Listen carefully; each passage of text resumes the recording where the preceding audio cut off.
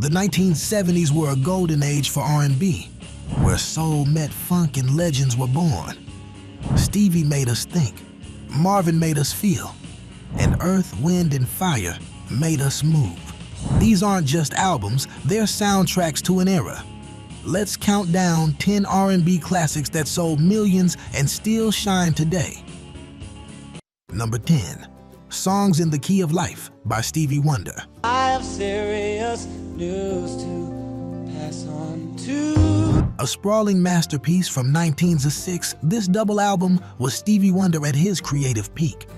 Released on Motown's Tamla label, it wasn't just an album, it was a universe. Over 2 years in the making, Stevie poured everything into it. Love, politics, joy, sorrow.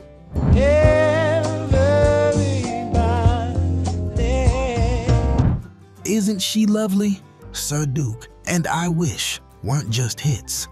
They were life-affirming anthems. Despite its ambition, the album debuted at #1 on the Billboard 200, a rare feat at the time, and stayed there for 13 straight weeks. It went on to sell over 5 million copies in the US alone, and even more worldwide. Musicians from Prince to Beyoncé have hailed it as a holy text. It's going around, breaking, it's trying to. You can feel the warmth of vinyl as those layered keys and horns swell through your speakers. It's not just the key of life, it's the key to the 70s soul sound. If that was symphonic soul at its most poetic, this next one brought the heat straight to the dance floor. Number 9. That's the Way of the World by Earth, Wind, and Fire.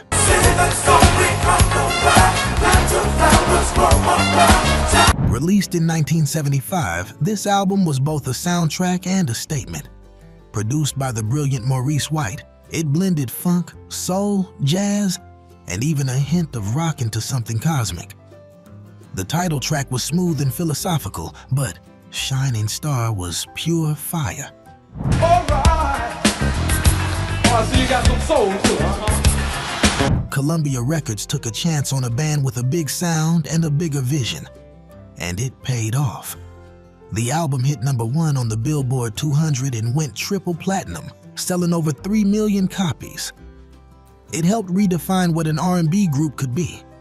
Tight harmonies, spiritual themes, and horn sections that hit like thunder. Put this on today, and you're instantly transported. The groove is deep.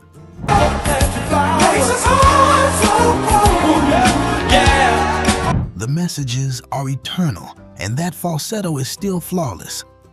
But if Earth, Wind, and Fire were the cosmos, this next album was straight from the bedroom.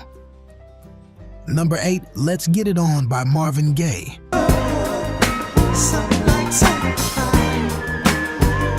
Released in 1973, this sensual masterpiece marked a turning point in Marvin Gaye's career.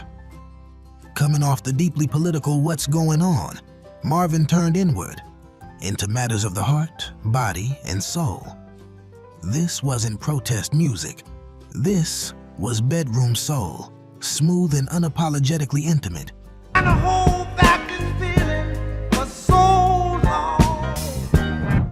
The title track exploded on the charts, reaching #1 and staying there for weeks. But it wasn't just one song. The whole album pulsed with slow-burning grooves and silky vocals that seemed to melt the air. Gaye recorded it under Motown's Tamla label, but the label almost didn't release it, worried it was too risque. It ended up selling over 4 million copies in the US alone. And its influence is immeasurable. It opened the door for Quiet Storm, Neo Soul, and every slow jam that followed.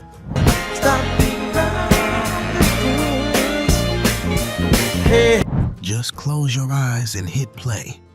You'll feel the satin sheets, the incense burning, the hush of 3 a.m. And if Marvin brought the intimacy, this next record brought the drama. Number 7, The Best of the Stylistics by the Stylistics. Zero soul and you do the white shoes. Papa show. Now, here's a twist. Not a studio album, but a greatest hits collection so beloved, it outsold many original LP. Released in 1975, this compilation brought together the sweetest Philly soul ballads ever recorded. Tracks like You Make Me Feel Brand New and Betcha by Golly Wow had already become classics. He was born in a theater. The Stylistics were known for lush orchestration, sweeping strings, and Russell Tompkins Jr.'s angelic falsetto. This album became a go-to for romantic nights and heartache playlists, and it sold over 4 million copies in the US and UK, making it one of the best-selling soul compilations of all time. It wasn't flashy.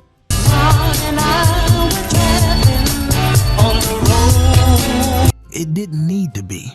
It was pure emotion, perfectly arranged.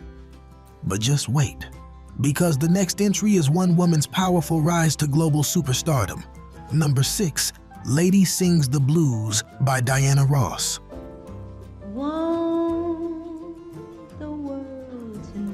In 1972, Diana Ross stunned the world, not just with her voice, but with her acting. Lady Sings the Blues was both a biopic about jazz legend Billie Holiday and a double LP soundtrack that let Diana stretch beyond the polished Motown pop of her Supremes days. Released under Motown, the album showcased Ross in a new light.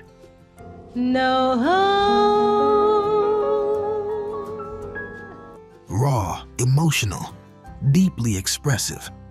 Songs like Good Morning Heartache and God Bless the Child weren't just tributes, they were transformations. Ross didn't imitate Billie. She interpreted her, channeled her pain and power. The film was a hit, and so was the album. It reached number 1 on the Billboard R&B albums chart and cracked the top 10 on the Billboard 200. Then cabaret all day Monday, ain't nobody's business. It eventually sold over 4 million copies worldwide. This was Diana claiming her space as a solo icon, not just a singer, but a storyteller. And while Diana looked back at jazz roots, this next record reimagined gospel for the funk age. Number 5, Amazing Grace by Aretha Franklin.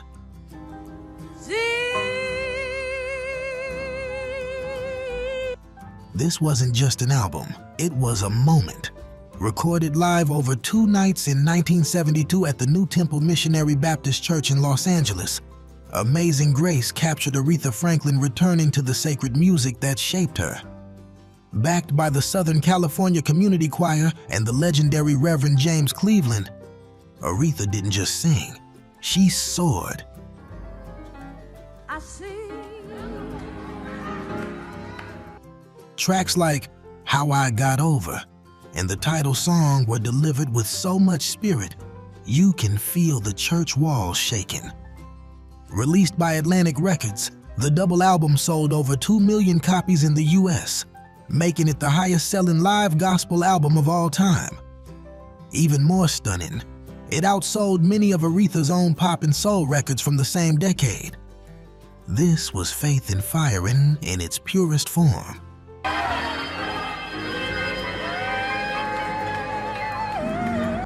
If this was soul's sacred moment, the next album brought the glitz, the drama, and a whole lot of fire. If these R&B legends are taking you back, give this video a thumbs up. It helps us keep the music and memories alive, and don't go anywhere.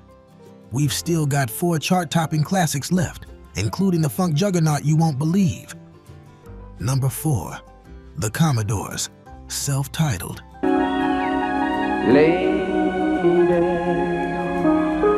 By the Commodores. In 1977, the Commodores cemented their place in R&B royalty with their self-titled album, the one that brought both the party and the tears.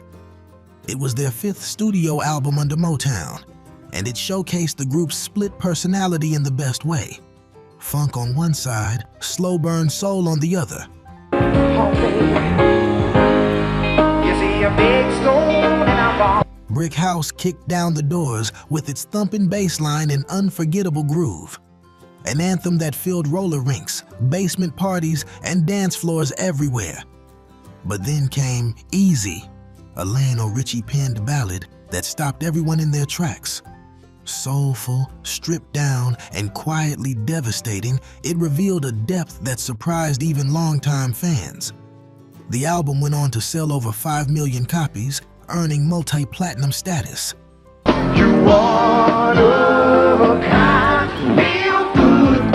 It also launched Lionel Richie into the spotlight, setting the stage for his solo superstardom in the 80s.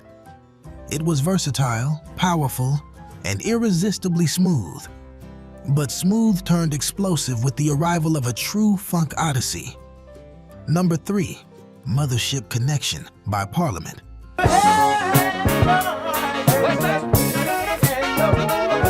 Now we're talking full-blown funkadelic fantasy. Released in 1975 on Casablanca Records, Mothership Connection was more than an album. It was a revolution. George Clinton and Parliament fused science fiction, deep funk grooves, and wild theatricality into a record that felt like an alien transmission from Planet Funk. Well, all right. You hear the noise, ain't nobody but me and the boy. The album introduced the world to Star Child and the Parliament funkadelic mythology. Give Up the Funk, Tear the Roof Off the Sucker wasn't just a song, it was a movement.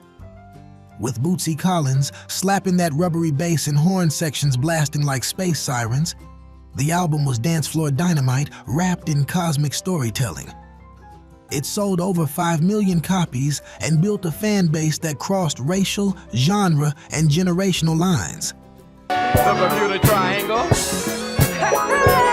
Well, all right. Ain't no. Even decades later, hip-hop giants like Dr. Dre and Kendrick Lamar sampled its sound, proving that P-Funk never left.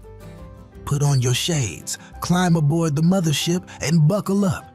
If this was the future of funk, the next album was a farewell and a masterpiece. Number 2, All in All by Earth, Wind & Fire.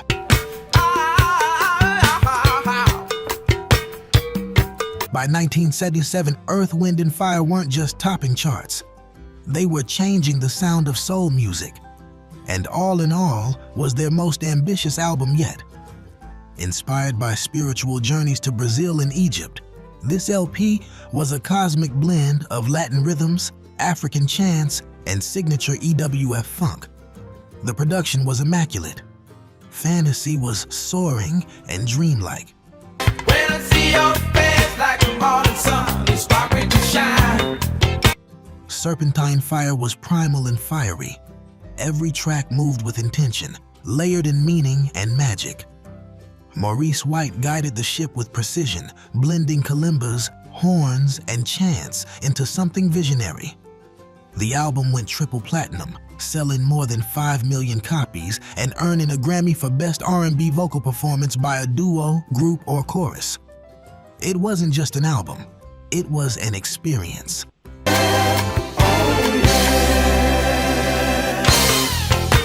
And it inspired generations of artists to fuse tradition with innovation. But no matter how high EWF soared, our number 1 album brought it all down to the dance floor with a fever you couldn't shake. Number 1, Saturday Night Fever soundtrack.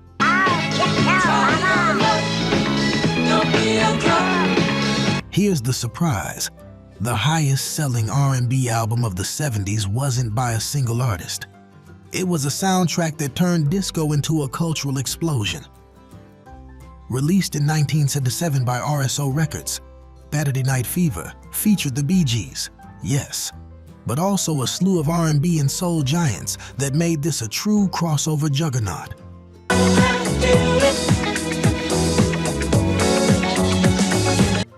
Kool and the Gang, The Tramps, Yvonne Elliman, and KC and the Sunshine Band lit up the track list. The Tramps' Disco Inferno burned through the speakers. KC's Boogie Shoes kept the rhythm alive. And the Bee Gees, rooted in blue-eyed soul, brought falsetto fire with Stayin' Alive and Night Fever. This double LP sold more than 16 million copies in the US alone and over 40 million worldwide.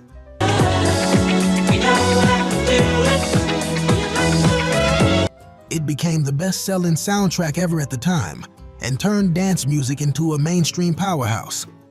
Whether you wore the polyester or not, you felt this music. And it all started in the clubs that lived and breathed R&B energy. From sacred soul to interstellar funk, from romantic ballads to disco dynasties. These R&B albums didn't just top charts, they defined a generation. Thanks for joining us on this musical time machine. Subscribe to keep the groove alive and never miss the next ride through R&B history. Up next, we're diving into the deep cuts with Top 10 Worst R&B Albums of the 70s. Click the end screen and let's rediscover some buried treasure together.